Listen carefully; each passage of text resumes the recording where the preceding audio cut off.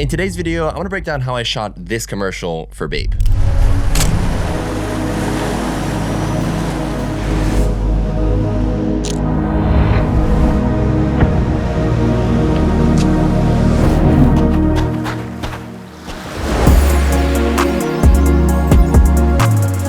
So that video I filmed and edited for the streetwear brand BAPE, and OGs of the channel might know that you've actually seen some of this footage before because I filmed and edited it a couple years ago, but I've never sat down and broken down specifically the editing, as well as I wanted to go deeper into the sound design. A lot of my work revolves around a lot of transitional stuff, whereas this video is really driven by the sound design, as well as the pretty amazing location that we ended up shooting in. So this video was shot in an area called Chiba, in a town not too far from Katsura. It's pretty close to Tokyo, and it's about an hour-and-a-half drive. So we loaded up with Cody and Mazen, the two models for this shoot, and Tsubasa, who you might have seen in my AirAsia BTS video. He helped coordinate and assist my shoot for this one. Just touching on gear before I hop into the actual edit, I shot everything on the Sony FX3 with primarily two lenses, the 24-70 Sigma f2.8 lens, as well as the 10-18 f4 APS-C wide lens. I like to keep my gear as minimal as possible on these shoots, particularly because I was actually shooting stills as well as video for this campaign, and I didn't want to spend too much time switching between lenses and worrying about various different things. So I decided to just stick to these two focal lengths, and I also brought the DJI, I think it's the Mini Hero, or whatever the smallest 249 gram drone is. I used that for a couple of the shots in the intro, and I also brought the DJI, I think it was RS2 at the time. Besides that, I just had a variable ND filter on my lenses, and I set out to shoot this. All right, let's hop into the edit. Okay, so I'm just gonna go from start to finish and just basically talk about the shots, the selection of shots, as well as the sound design that accompanies it,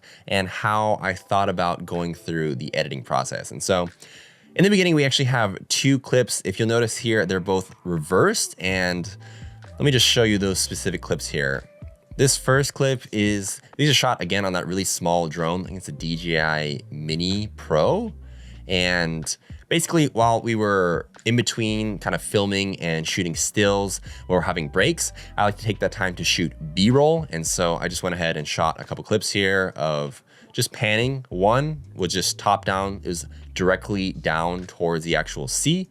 And the other clip was a little bit more interesting. I actually have it reversed here, and let me just show you the normal speed. There's this really cool rock formation, and I thought it would be really cool to just kind of pan backwards and have this somewhat in the same location. So when I crop this for 9x16, I could use this really cool like waves splashing against the rocks. I actually ended up reversing this clip into kind of like a forward motion instead of reverse. And I thought it was pretty cool just because the waves were then, it's almost not even noticeable, but the waves are actually moving in the opposite direction.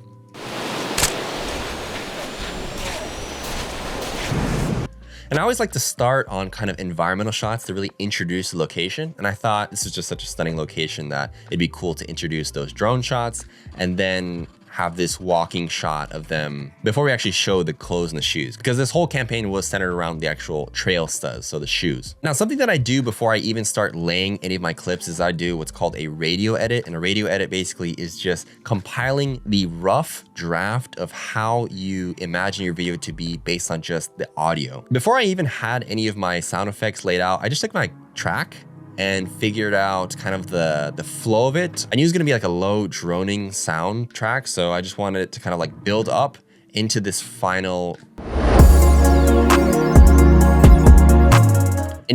reveal moment, because there's such a great drop here that I actually ended up using M on my keyboard to set a marker. And I knew at this point was where I'd have the big reveal of the two models and the logo. And so before I even like went ahead and laid out any of my sound effects, went ahead and figured out the flow of my music, then I went ahead and just kind of placed a couple different major sound effects, and this is what I do for all my projects, of the rough rhythm of where I wanted things to change. And so in my mind, typically I like to segment the first 4 seconds for like an introduction for social assets. And so I knew that in the first 4 seconds, I wanted sort of this interesting transition. And so actually before I even had gone in and placed any clips, I knew that I wanted this whoosh transition sound, this wipe sound right here around the 4-second mark. So I actually placed this wipe sound before I even had any of the visuals selected. And I also knew that I wanted a major transition here, another transition somewhere between the 9 to 10 second mark, and then another one right at our ending point here between the 13 and 14 second mark. So I knew that we would have this great beat drop here, so I didn't really need too much selected here, maybe just an additional whoosh right here.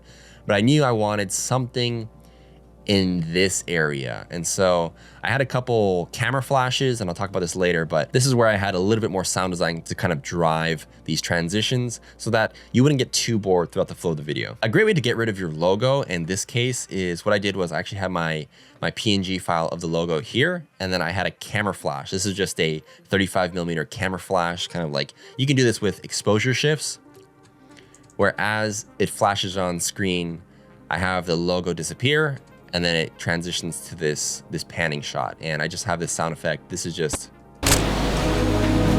a camera shutter, then like a high-speed sync flash sound that just kind of increases over time. And that coupled with, I have the actual music soundtrack, and then I actually use the sound of the waves and the actual footsteps of them walking up here. Here's that whole first clip in its entirety.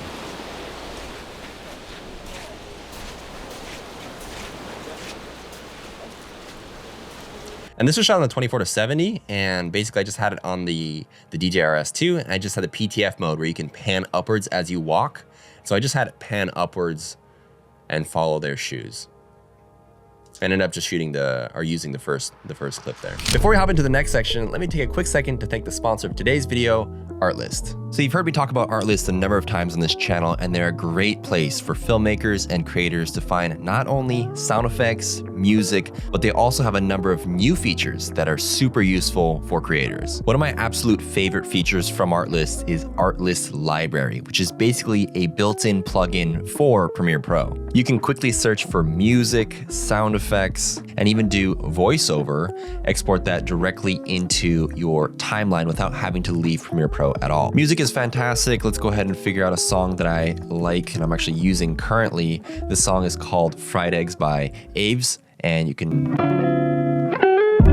play the music out. And if you like a song, all you have to do is just click and drag directly into your timeline, and that saves so much time having to go to the website and figure out what you like, download it, drag it back in. You can do this all within the panel right here. Another cool feature is if you click the song that you like and you go to stems, you can go ahead and break your favorite song into stems. And so let's go ahead and listen to just, for instance, the synths in this song.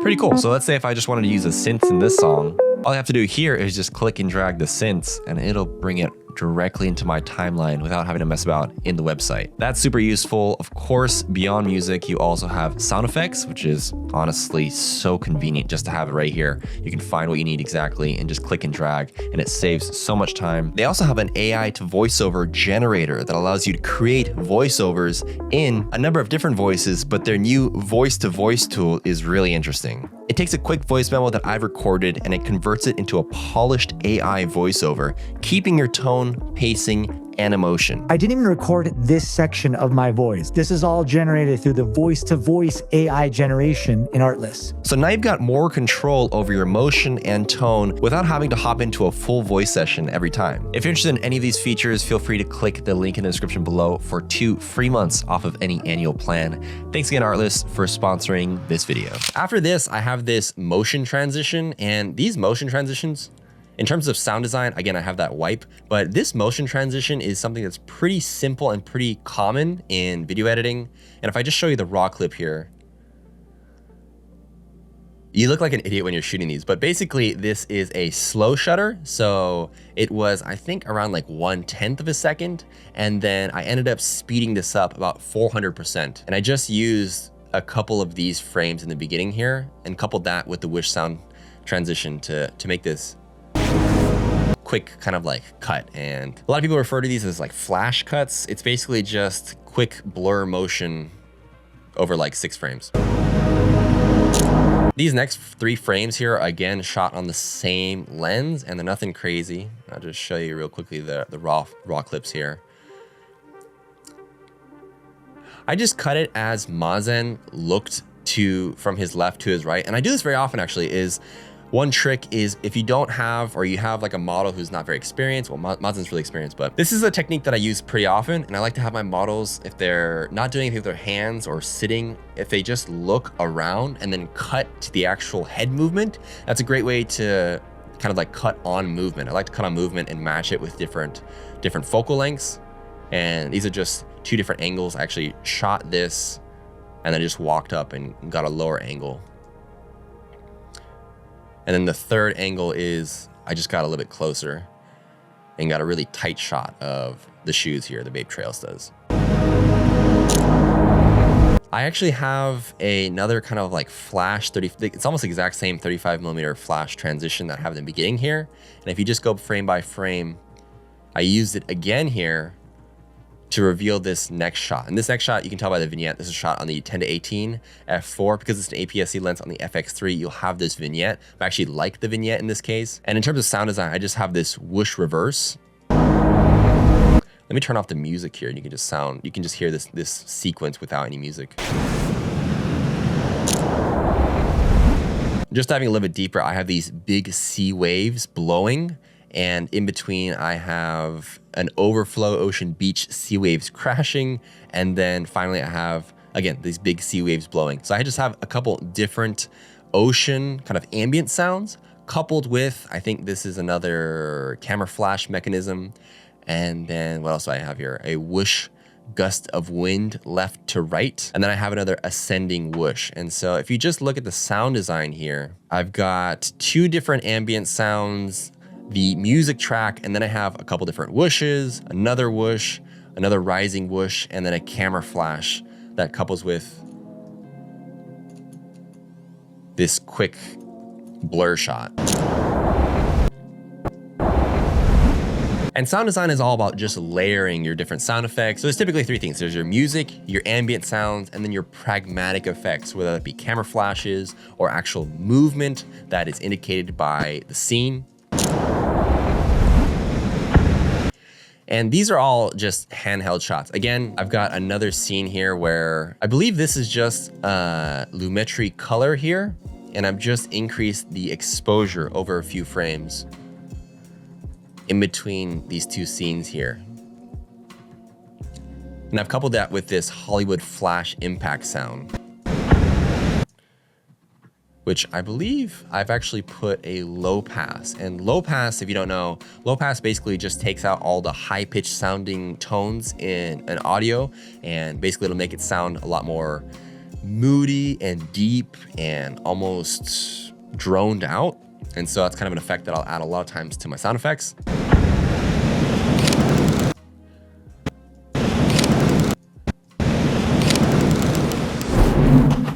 So this next sequence is an area where I got a little bit creative with I had, again, some camera flash techniques. Right here, you can hear both not only this camera flash, but also this fortune wheel spinning paper hit spoke. And again, we still have the waves crashing. And then I have this big kind of like crescendo of deep whooshes and wiping sounds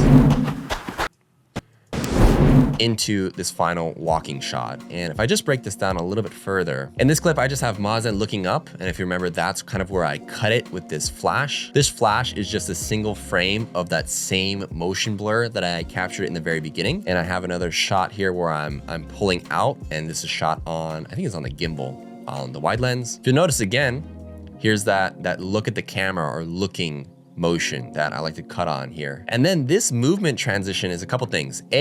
This first shot here is just a wide shot and I've whipped down. This is handheld. And as I've whipped down, I've actually transitioned into this scene here. And this scene is just a sped up 1000% version of this shot. And this shot was a slow shutter. So I believe this is around maybe like 1/20th of a second. And I'm just on the gimbal and I'm just rotating around Mazen and Cody. And when you do the slow shutter, an interesting thing here is that you'll notice the center of your frame typically stays somewhat in focus, whereas the more kind of dynamic areas of the edges of your frame become more blurred. And so when you have a shot like this and then you speed it up to like 1000% and add motion blur, that's where you can get those cool kind of like speed ramped effects. And real quickly, let me just show you the final shot as well. I really like the outline of the shoe here. And so I just had them walk past me. And I really wanted the water to come remove that shoe outline. And that's kind of like where I ended the video and panned up to that final shot. But just again, here, if I just go frame by frame, we're just whipping down on a handheld motion. And then you've got that kind of speed ramped slow shutter effect. And then I've got another flash here, getting that same 35mm burn effect into the shoe shot. And the actual shoe steps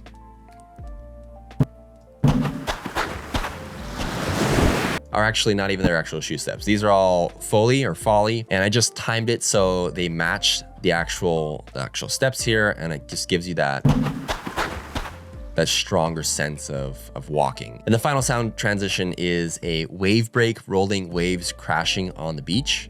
And I've just timed it so as that comes in, there's that big crescendo, there's another whoosh here that I've paired. And in terms of sound design, we've got the music, we've got a riser here, we've got those footsteps, and then we've got kind of that wave break that ends this entire video. And we've just got this nice gimbal shot of them sitting on top of this rock here. And if I just show you this whole clip in its entirety, I'm on the PTF mode on the gimbal, and I'm just walking up towards the two of them and just doing a couple different dynamic movements.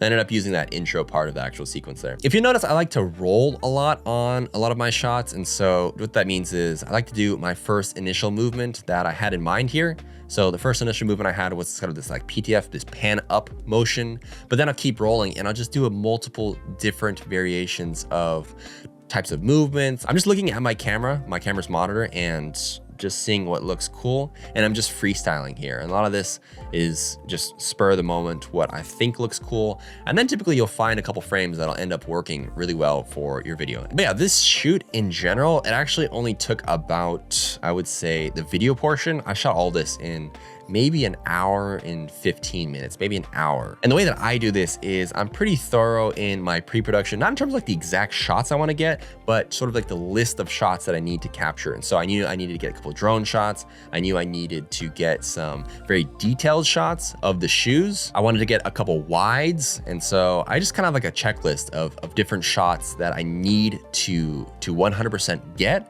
And so maybe I'll have like 3 tight shots, 3 medium shots, 4 wide shots, an environmental drone shot. And then once I've got everything, I'll end up doing a freestyle section. And so I'll give myself 20 to 30 minutes to just get a bunch of cool different angles to play with. And that way, in the end, you'll get enough footage where you can create this 17-second short kind of like commercial. And yeah, that was everything that went into this particular project. It was a really fun and different pace than my usual work. It's always fun to switch up the style of work that you usually create. Typically, I'm working on very fast-paced, social-driven campaigns, whereas this, again, was a social campaign, but it was a little bit slower. You could really delve yourself into the environment through the sound design, and it was a lot of fun to just figure out how to shoot in such an interesting and different scenario. If you have any questions on this edit or breakdown, feel free to leave it in the comments down below. And if you're interested in my color grading, my LUTs, PowerGrade, sound effects, multiple different assets are available all in my store. Check it out down below. It'll be linked in the description. Thanks again for watching to the very end. If you made it this far, leave me a comment, something like trail. Thanks again, and I'll see you guys in the next one.